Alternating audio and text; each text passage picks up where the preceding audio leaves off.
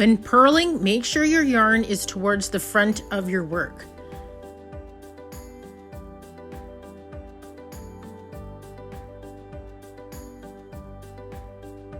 Insert your needle from the back to the front of the loop. Wrap the yarn around your working needle.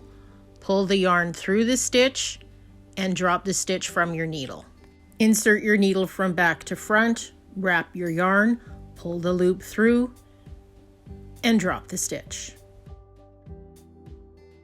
Back to front, wrap, pull, and drop.